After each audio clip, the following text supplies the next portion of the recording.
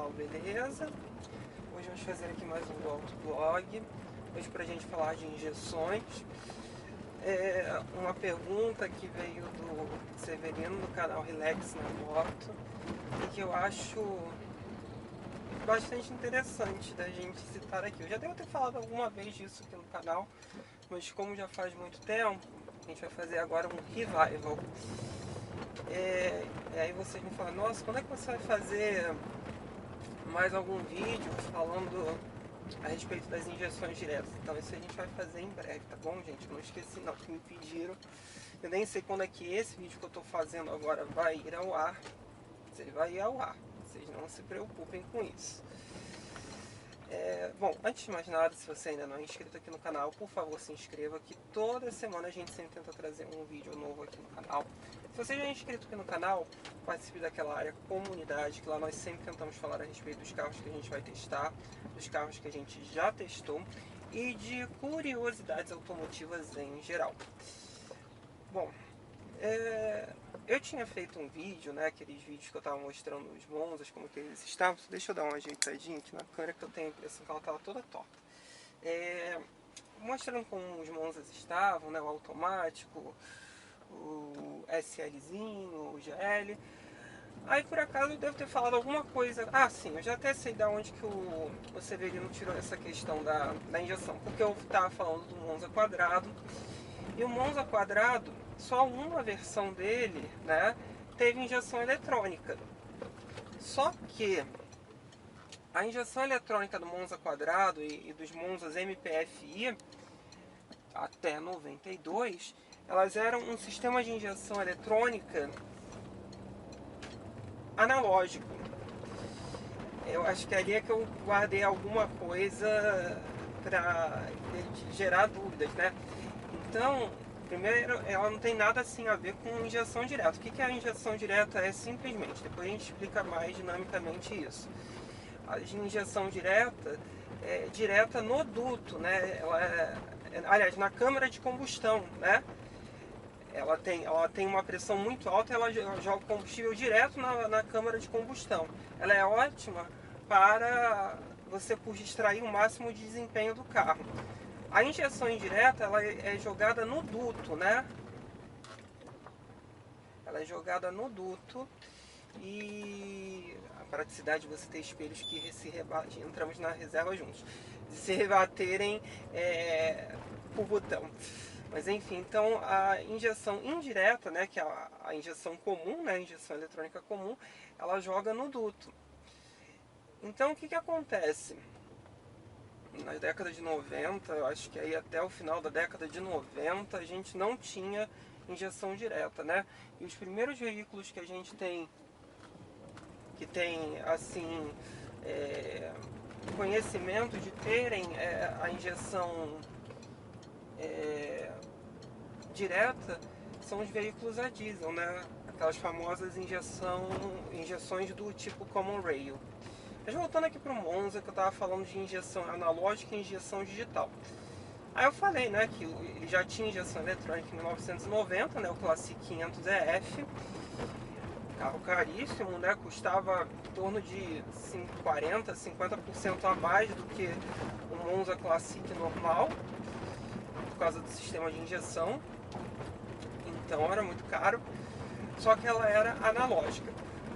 Não é que a injeção naquele momento do Monza, e por conseguinte a injeção de Gol GTI e Santana X, né, que os três carros tinham a mesma injeção, que era uma Bosch, agora eu não estou me recordando, mas eu acho que era uma LE G-Tronic, né, LE G-Tronic, porque a Mercedes usava a K, que era mais antiga, era a K G-Tronic. E a BMW também, né? E ambas analógicas, obviamente, né? Que era o padrão de época. Então, assim, o que é o sistema analógico e o sistema digital? O sistema digital é o que a gente conhece hoje, de você plugar um negócio no motor do carro, né? Um computador, e conseguir identificar o problema que o carro está tendo no momento. A analógica não tinha isso, a analógica tinha comandos pré-definidos, né? só que ela não tinha uma variedade muito grande de informações para que você conseguisse ajustar ela. Tanto que hoje é muito difícil você ter quem consiga lidar com essas injeções analógicas, né? Tanto em termos de...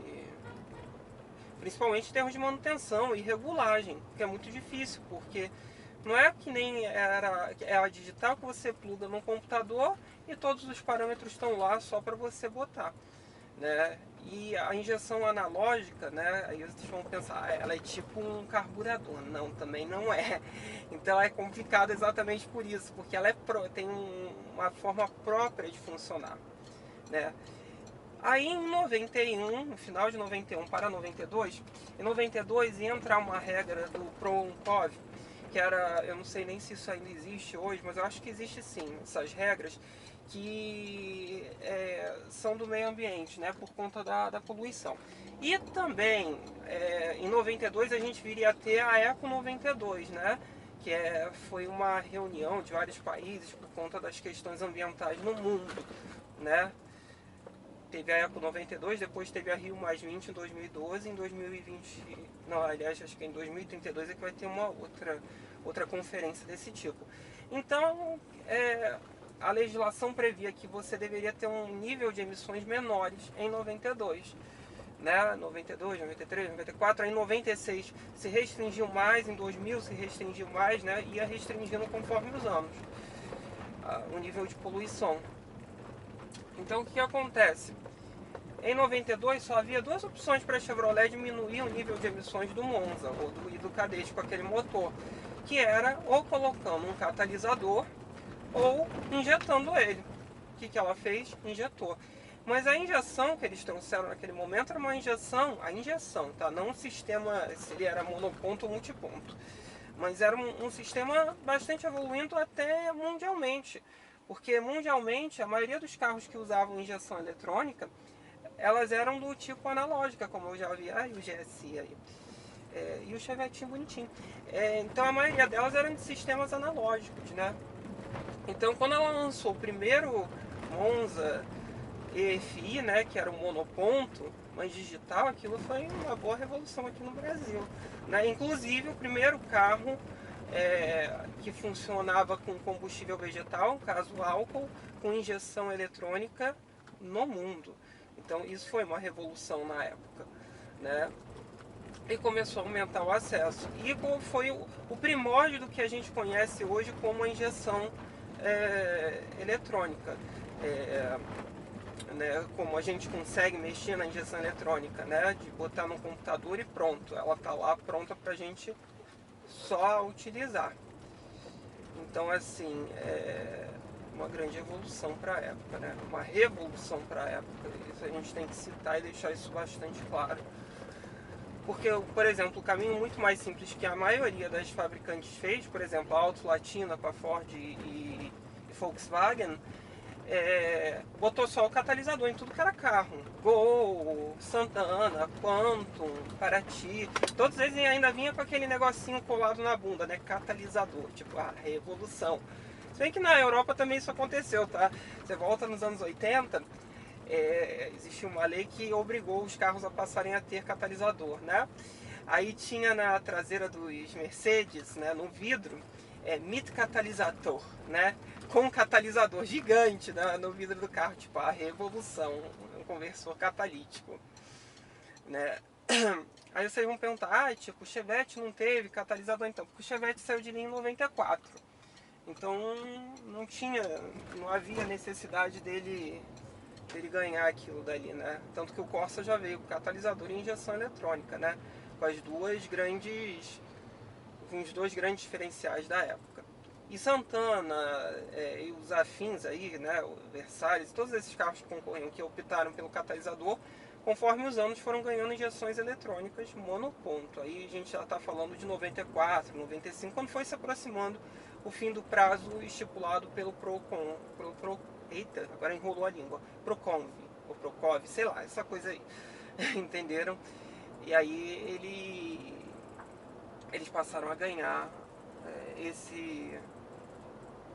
esses sistemas, né? Então o Monza foi muito revolucionário naquela época, o Cadete também, porque os dois ganharam ao mesmo tempo isso, né? Então ajudou muito, ele resolve virar, só Jesus na causa, né?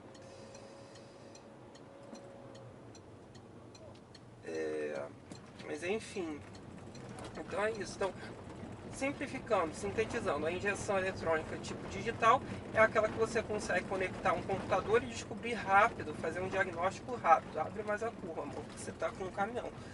E a injeção eletrônica do tipo analógica é aquela que... Posso ir? Foi, valeu. A analógica é aquela que não tem essa possibilidade, que tem um diagnóstico mais complicado.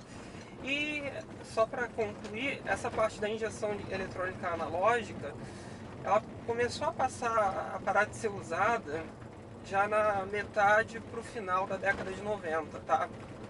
No final da década de 90 você já não ouvia mais falar nela, e as eletrônicas digitais passaram a evoluir. Aqui no Brasil, no mundo elas já eram, mas aqui no Brasil passaram a evoluir a ter sistema multiponto, né? O que é multiponto? Um bico para cada cilindro, né? Porque no início era só um bico só, né? Entenderam?